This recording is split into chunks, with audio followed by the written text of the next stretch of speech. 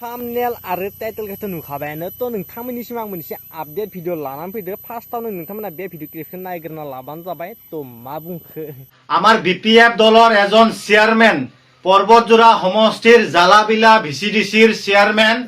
আবুল শেখ ডাঙৰীয়াই আমাৰ বিটিচিৰ সম্পদ বনা অঞ্চলৰ দামী দামী গছ গছনিবিলাক কাটি ফেলে তেওঁলোকে আজি ধ্বংস কৰি দি আছে। এজন ভিচিডিচিৰ চেয়াৰমেন চৰকাৰী পদত থাকি ফেলে এনেকুৱাকৈ আমাৰ বিটিচিৰ সম্পদ বনা অঞ্চল ধ্বংস কৰাৰ অধিকাৰ তেখেতে ক'ত পালে? নিশ্চয় ইয়াতে আজি বিপিএফ দলৰ শীৰ্ষ নেতা আজি ফৰেষ্ট ডিপাৰ্টমেণ্টৰ পানীৰাম ব্ৰহ্ম ডাঙৰীয়া আজি ক'ত লুকাই আছে আৰু হাগ্ৰামা মহলিৰী ডাঙৰীয়াৰ খুৰ খালি মুনমুন ব্ৰহ্ম ডাঙৰীয়ানী ইটো সমষ্টিৰ পৰাই আজি জনপ্ৰতিনিধিত্ব কৰি আছে আৰু তেখেতে আজি হৈ থকা সত্ত্বেও এজন ভিচিডিচিৰ চেয়াৰমেনে কেনেকুৱাকৈ বন অঞ্চল ধ্বংস কৰিব পাৰে? গতিকে তেখেতৰ নিচিনা দুৰ্বৃত্তকাৰী তেখেতৰ নিচিনা বদমাছ আৰু এজন চোৰক যে আজি প্ৰশাসনে এৰেষ্ট কৰিছে তাৰ বাবে আমি প্ৰশাসনক ধন্যবাদ জনাইছো আৰু এই ঘটনাটোৰ ওপৰত চালি জাৰি চাই ফালে প্ৰশাসনে তদন্তটো ধুনীয়াকৈ কৰিব লাগে। ইয়াতে কোন কোন জড়িত হৈ আছে, ৰৌ বৰালি দাৰিকণা পুঠি যিমান জড়িত হৈ আছে কোটি কোটি টকাৰ আজি বেপাৰ চলাই আছে আৰু এই মোটা অংকৰ ধন কি পানীৰাম ব্ৰহ্ম ফৰেষ্ট ডিপাৰ্টমেণ্টৰ তেখেতৰ পকেটত সোমাই নেকি না মুনমুন ব্ৰহ্ম ডাঙৰীয়ানী সেইটো সমষ্টিৰ পৰা আজি হৈ আছে তেখেতৰ পকেটত সোমাই নেকি? কাৰণ এইজন ব্যক্তি হৈছে মুনমুন ব্ৰহ্ম ডাঙৰীয়ানীয়ে ভিচিডিচি চেয়াৰমেন পাতি দিয়া এজন চেয়াৰমেন হয় বিপিএফ দলৰ আৰু তেওঁ নিজে চেয়াৰমেন পাতি দিছে আৰু তেখেতৰ ঘনিষ্ঠ হৈ থকা বুলি আমি সকলোৱে গম পাওঁ। আৰু নহলে এইজন ব্যক্তিয়ে কেনেকুৱাকৈ সাহস কৰিব আজি বনা অঞ্চল ধ্বংস কৰিবৰ কাৰণে? তেওঁলোকে আজি বিপিএফ দলৰ চৰকাৰ গঠন কৰাৰ পিছদিনাৰ পৰাই তেওঁলোকে বনা অঞ্চল ধ্বংস কৰি আহিছে। বন অঞ্চলত থকা বিভিন্ন জীৱ জন্তু বিলাক বিপিএফৰ দলৰ একাংশ নেতা কৰ্মীয়ে হত্যা কৰি ফেলে তেওঁলোকে খাইছে। এই ভিডিঅ' ক্লিপো আমাৰ তাত আছে, আমি দেখা পাইছো। আচলতে বিপিএফে বিটিচিখন ধ্বংস কৰিবলৈ গৈ আছে, তেওঁলোকে সাধাৰণ ৰাইজকো নিৰাপত্তা দিব পৰা নাই, আমাৰ বনা অঞ্চলটোও তেওঁলোকে আজিৰ দিনত নিৰাপত্তা দিব পৰা নাই। আজি ৰক্ষকে ভক্ষক হৈছে তাৰ প্ৰমাণ ৰাইজে জল জল পট পট নিজ চকুৰে দেখা পাই আছে। বিপিএফৰ চৰকাৰটোৱে আজি অহাৰ লগে লগে বিটিচিত চাৰিওফালে অশান্তিৰ সৃষ্টি, গণ্ডগোল, বড়ো অবড়োৰ সৃষ্টি, মানুহে নিজৰ অধিকাৰটো আজিৰ দিনত হেৰাই পেলাইছে। আজি সংবিধান তেওঁলোকে উলংঘ কৰি আছে, বিটিচিৰ ছেক্ৰেটাৰী অফিচ ভাঙা ভাঙি হৈছে, টোল গেট ভাঙা ভাঙি হৈছে। গতিকে হাগ্ৰামা মহলিৰী ডাঙৰীয়া এজন বেপাৰী হয় আৰু বেপাৰী দলৰ যিবিলাক আজি চেয়াৰমেন মেম্বাৰ আছে সকলোৱে তেওঁলোকে বেপাৰীয়ে হ'ব, এই কথাটো একদম স্পষ্ট কথা। গতিকে আমি ধিক্কাৰ জনাইছো বিপিএফ চৰকাৰক। তেওঁলোকৰ নিচিনা একাংশ দালাল বিলাকে আজি বিটিচি ধ্বংস কৰি দিব, বনা অঞ্চল তেওঁলোকে ধ্বংস কৰি দিব, আমাৰ সম্পদ বিলাক তেওঁলোকে আজিৰ দিনত ইয়াৰ পৰা নাইকিয়া কৰি দিব আৰু চাৰিওফালে চেক পোষ্ট, বনা অঞ্চলৰ দামী দামী গছ গছনি, সিন্ডিকেট ৰাজ তেওঁলোকে তেনেকুৱাকৈ আজি বিটিচিখন লুটিছে আগৰ দিনতো আৰু বৰ্তমান সময়তো তেওঁলোকে আজিৰ দিনত বিটিচিখন তেনেকুৱাকৈ লুটিবলৈ ষড়যন্ত্ৰ তেওঁলোকে আজিৰ দিনত ৰেডি কৰি আছে আৰু লুটি আছে। আৰু প্ৰশাসনক মই পুনৰবাৰ অনুৰোধ জনাইছো, আপোনালোকে ভালদৰে এই কেছটো তদন্ত কৰিব লাগে। ৰৌ বৰালি দাৰিকণা পুঠি যিমান আছে সকলো ইয়াৰ জালত পৰিবলৈ গৈ আছে। আপোনালোকে ভালদৰে চালি জাৰি এই ঘটনাটো আপোনালোকে তদন্ত কৰক। তাৰ বাবে আমি ইউপিপিএল দলৰ তৰফৰ পৰা প্ৰশাসনক অনুৰোধ জনাইছো। ধন্যবাদ। জয় ইউপিপিএল। प्रमोद बर' जिन्दाबाद। जानो हागौ बे भिडिअ क्लिपखौ नुखाबाय, ओमफ्राय आरो मोनसेबाव दङ आरोना, बे भिडिअ क्लिपखौबो नायना लाबानो जाबाय, एसे खोनासंना लादो आरोना मा बुंखो। जोंनि बड'लेण्डनि सम्पतिखौ, मिथिंगायारि सोरबिथिंखौ दानस्रांनानै सोर दंस' खालामगासिनो दं आरो इउपिपिएलनि नेताफ्रा हारि दानायनि बाथ्रा बुंब्ला,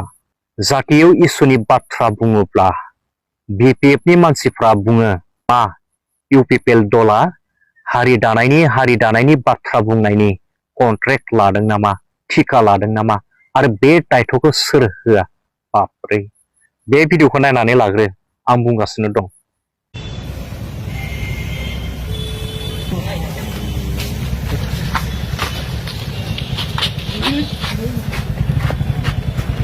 बे भिडिअआ जाहैबाय जों बयबो मोनथिजोबखाबाय ससियेल मिडियानि गेजेरजों बड'लेण्डनि सम्पतिखौ दानस्रांनानै गारि गुरा बायग्लुंनो न' बां सोरजिनो सिमां सुजुग्रा पर्बतजरा समष्टिनि सिङाव थानाय गंसे बिसिडिसिनि चेयारमेन आब्दुल शेख बिथाङा साल दंफां दानस्रांनानै हाजों जानायनि सिमां नुनाय सासे बेक्ति आरो बेखौ साल दंफां दानस्रांनायनि एलिगेसनाव प्रशासना बिथांखौ दिनै खाबाय माने एरेस्ट खालामबाय बिराद मोजां जादों धन्यबाद होनांगोन जों प्रशासनखौ आरो जाय मानसिफ्रानोखि ससियेल मिडियायाव बिथांनि दंफां दाननायखौ भाइरेल खालामनानै प्रसार खालामनानै बे अबस्थासिम लाबोबाय बिथांमोनखौबो जों साबायखर बावनांगोन दा गुबै पइन्टआव फैनि जोंनि बिटिसि जोंनि बिटिआर बे 6 सिडिउल काउन्सिलखौ मारै मोना जों मिन्थिगौ बड'लेण्ड दाबिनानै हाजार हाजार मुंख्लं जानानै बे जोंनि थेलेबलेब 6 सिडिउल काउन्सिलखौ बे एरेन्जमेन्टखौ जों मोननो हादों आरो बेनि थ्रुयैनो बड'लेण्डनि सम्पतिखौ हा हु हाग्रामाखौ बेंनो थाखाय आलादा भाबै फरेस्ट डिपार्टमेन्टखौ होनाय जादों बे एकर्डनि गेजेरजों आरो जोंहा फरेस्ट डिपार्टमेन्ट दं आलादायै फरेस्ट डिपार्टमेन्टनि इएमबो दं दिनै जोंनि हा हुखौ बेंनो थाखाय जोंनि सम्पतिखौ बेंनो थाखाय जोंनो दायित्व होनाय जाबाय आरो दिनै जोङो आन्दलन खालामनानै जे 6 सिडिउल मोनबाय काउन्सिल मोनबाय दिनै जोंनि बड'लेण्डनि सम्पतिखौ बेंनांगौआ नों आं साफ्रोमनिबो बिबान सरकारनि बिबान डिपार्टमेन्टनि बिबान आरो बे सम्पतिखौ गुबुनारिफोरा दानस्रांनानै कौटि कौटि थाखा आरजिगासिनो दङ आरो फारसेथिं दिनै इउपिपिएलनि लिडारफ्रा हारि दानायनि बाथ्रा बुङोबा हारि जौगानायनि बाथ्रा बुङोबा बिपिएफनि मानसिफ्रा थोंजों होनो इउपिपिएलआ हारि दानायनि बाथ्राखौ बोरै बुंनो मोनो हारि दानायनि कन्ट्रेक्ट लादो नामा हारि दानायनि बाथ्रा हारि थैनाय थांनायनि इसुनि बाथ्रा बुंनायनि थिखा लादों नामा आरे बोरै जानो बिटिसिखौ बोरै मोना बिटिआरखौ बोरै मोना जों अबेयाव दं दिनै 6 सिडिउल काउन्सिलाव दं 6 सिडिउल काउन्सिलाव जोंनि हायाव जों दं जोंनि बिथायाव जों थानानै जों हारि दानायनि बाथ्रा बुंनो मोना हारि सिबिनायनि खामानि मावनो मोना माखौ लानानै दिनै राजनीतिक दल जोनोम जादों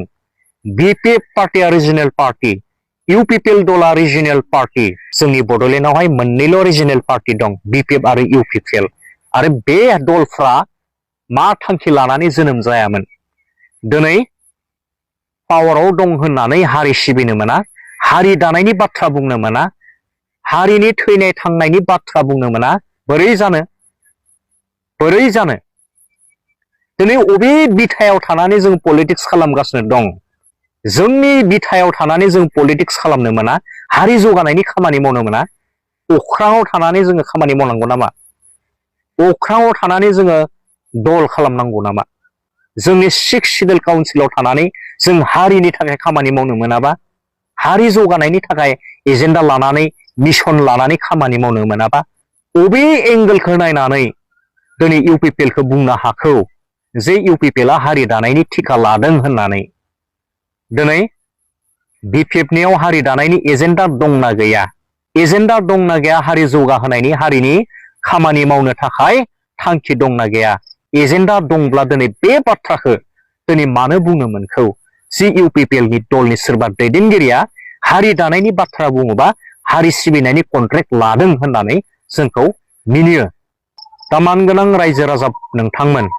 दिनै जों बड'लेण्ड दाबिनानै 2003 मायथाइयाव बिटिसि एकर्ड खालामदों बेबो जोंनि हारि दानायनि मोनसे खुन्थिया बड'लेण्ड मोनफुंनायनि मोनसे खुन्थिया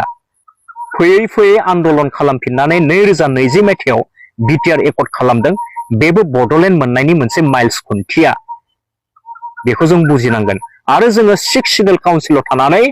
जोंनि बड'लेण्डनि बिखायाव थानानै जोंनि हायाव थानानै जोंनि भित्तियाव थानानै जोंनि बिथायाव थानानै जों हारि दानायनि खामानिखौ जों मावलांनायनि थांखि लानांगोन एजेन्डा लानांगोन जेसेबां गिदिर पार्टियानो जाया मानो हारि दानायनि थाखाय जों एजेन्डा लानो हायाब्ला जोङो एकर्ड खालामनायनि जेबो मिनिं थानाय नङा तो बेनोमोन आरोना दिनैनि भिडिअआ तो नोंथांमोना नुखाबाय जानांगौ आं बेखौनो जास्ट ओरैनो आपडेट खालामना होबाय सोर मा बुंखो नङा होमबा तो आं जेबो साननानै बेफोर भिडिअखौ होआखै जास्ट ओरैनो आपडेट होना होबाय आरोना सोर मा बुंखो नेक्स्टआवहाय माबाफोर आपडेट मोनबाथाय लाना फैफिनसिगोन दिनैनि आपडेट भिडिअआ बेखिनिसै आरो रस भिडिअ खालामनाया एसे जायाखै आरोना तो नेक्स्टआवहाय खालामसिगोन दिनैनि भिडिअआ एसेनोसै आरोना बाय लोगोफोर